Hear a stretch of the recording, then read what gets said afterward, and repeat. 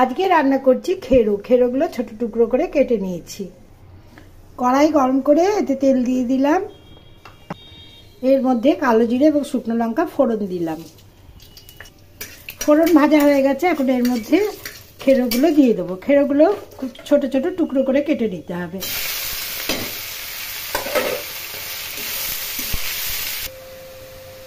এর মধ্যে স্বাদ মতো লবণ দিলাম ও পরিমাণ মতো হলুদ দিলাম।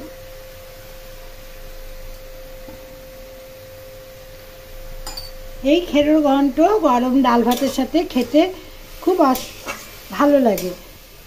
এই খেরো আবার আমরা অনেক সময় মুগের ডাল বা মটর ডালের সাথে রান্না করে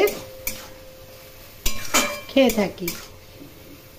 আপনারা এইভাবে খেরো ভাজা করবেন, খেতে বেশ ভালো হয়। এখন নেড়ে নেড়ে এই খেরো আমি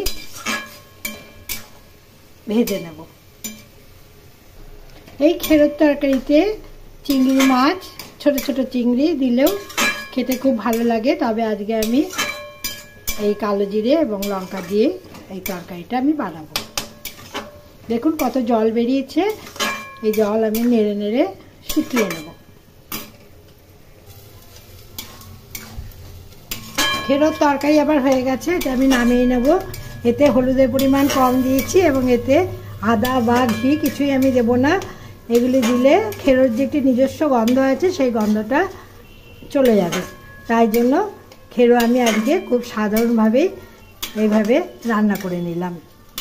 এখন নামিয়ে গরম গরম পরিবেশন করে নেব।